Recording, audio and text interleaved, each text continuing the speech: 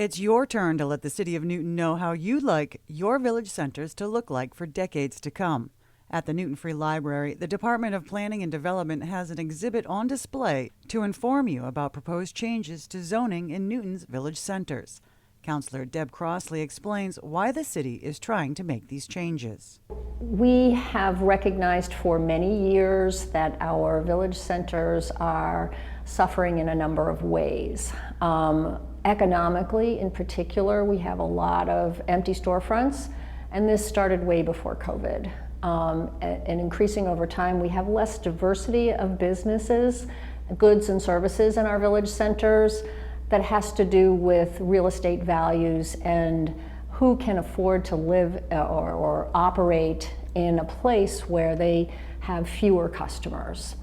This map of our village centers shows how relatively small the land area is of our village centers with respect to our entire community, the rest of which is mostly residential and parkland and water bodies and so forth.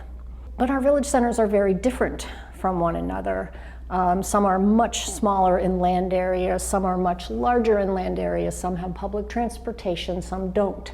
Some have a great variety of goods and services to offer, including groceries, supermarkets. Many do not. Some have heavy concentrations of residential properties around them, like Nonantum. Others have very light concentrations, and so there's very few people who can walk to that village center relatively. So they're all different. So how do we use our zoning rules, which are land use development rules, to help our villages evolve into healthier, economically and environmentally sustainable places that are wonderful places to be, so people want to be there? The city came up with a three-tiered system of rules that will be applied to different densities of Newton's village centers to taper into the residential areas. We're calling this a zoning framework. We have not actually written the zoning yet. We are in an interim phase right now. This exhibit at the library is to illustrate for people what our villages could evolve to look like over time if we change the rules. And so we created 3 districts. One allows more by right development than what is currently allowed today at a highest density. One is at a middle density, and one is at a low density. And we're asking people, okay, here are your village centers, where do you live? What zones do you think should be applied to the village centers you know, and where? And what do you think of the other sets of rules? There's 12 elements to the framework. Some are very simple, like allowing a taller floor-to-floor height at the ground level to accommodate modern commercial uses like restaurants that need lots of ventilating equipment, which we don't allow in the code now, but we allow by special permit because it's necessary or you can't have that use. So others are really fundamental to the economics of building. And actually we can build less scale, less volume if we reduce our parking requirements. Why? Because our parking requirements are extreme from our very old code that we haven't updated in many, many, many decades.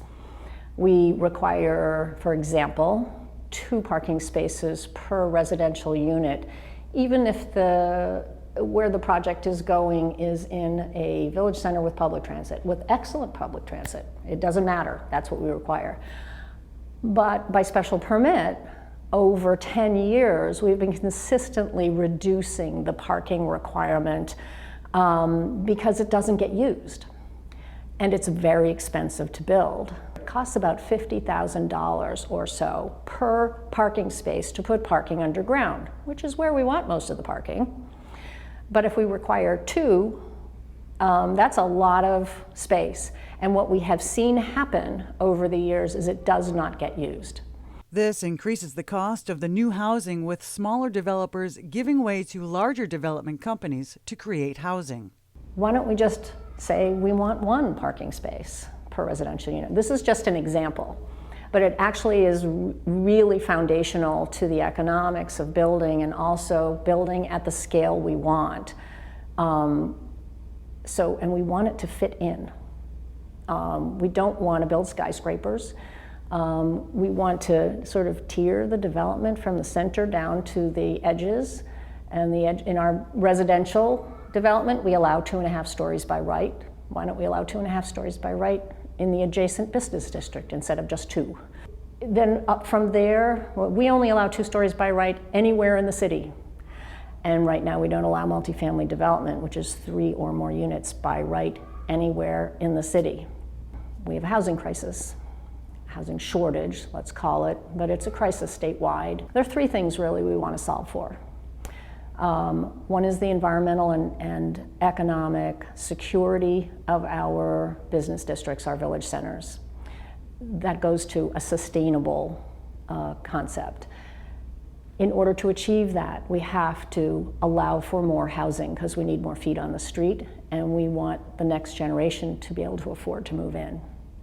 And I'm not just talking deed-restricted affordable housing, we need that, but we need housing that's affordable to a wide range of economic spectrum. And then we want whatever we build and whatever we allow to be built to be contextual, to be beautiful, to be a place you want to be. So we need design standards that are going to require the massing and the shape and the setbacks of the buildings that we want, that we think will fit in.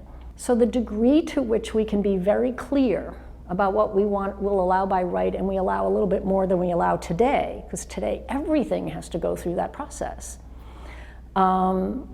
then we will encourage smaller, medium-sized developers to do infill projects, to take on a bit of a smaller scale, because if we're not allowing the most you can have by right, we're allowing more by special permit, which is a discretionary process. If we eliminate the discretionary process for a clear-cut set of rules, we think that's going to streamline and invite more people in to do specifically what we want. We came to enough of a consensus in committee with straw votes. We haven't voted on anything. We don't know when we're voting on zoning. We don't have zoning. But we said, we want you to illustrate this for the public. What could it look like? What could the evolution of physical space look like? And so there's 3 questions at the end of this exhibit at the library that people can answer here. They can go online. There's a feedback tool, and there's enough information even in the feedback tool. Some people are just going there, where you can weigh in on where you think these 3 zones we developed could be mapped, should be mapped, what you think about the metrics, number of stories and setbacks and things like that, what you think about the different other requirements, the parking requirements, the first floor, story height, all the particulars. What do you think about this?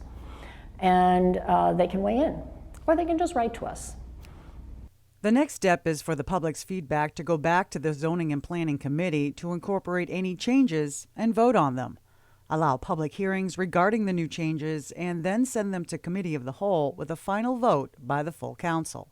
This will take time, and even if it does pass soon, Councilor Crossley says you won't see these changes happening fast. We want to have the right set of rules to encourage the evolution of our city that is going to support a healthy community in the future.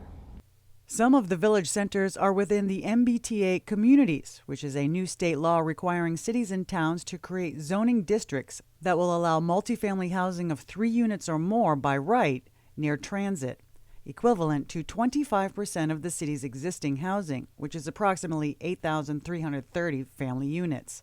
The action plan is due by January 31st, 2023, and compliant zoning must be adopted by Newton by the end of 2023. The zoning exhibit will be on display at the Newton Free Library until October 16th. You can also visit the Planning Department's zoning redesign page on the city's website or scan the QR code on the screen. Jen Adams, Newton News, Newton Center.